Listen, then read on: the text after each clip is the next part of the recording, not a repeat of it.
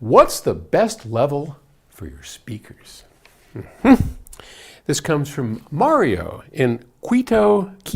Yeah, probably Quito, Ecuador. Is there an ideal volume level for listening to music?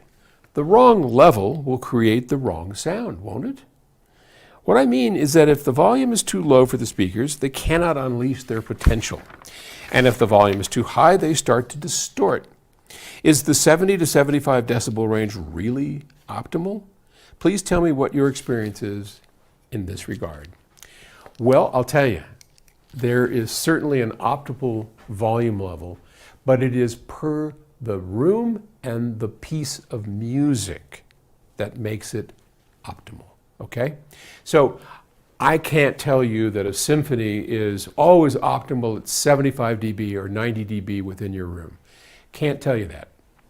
What I can tell you is that if you listen, and I know you do, you will hear your speakers reproduce every type of music a little bit differently within every different room and at every different level. So I pay particular attention to level. So for instance, when there's a voice, okay? So everything comes from behind the speaker. Someone is singing, it appears that they're singing behind the speaker. If it's too loud, the voice gets too big. If it's too low, the voice gets too small. The whole image collapses down.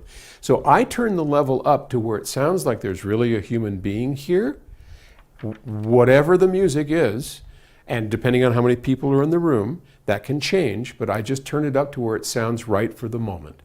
And it's easy with voice because you can get bigger and smaller. It's also easy for instruments.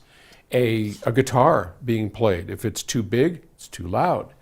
An orchestra, when you're playing an orchestra and they hit a crescendo, that should expand into the room and fill it as if there was a miniature orchestra playing here, and that's all controlled by the level.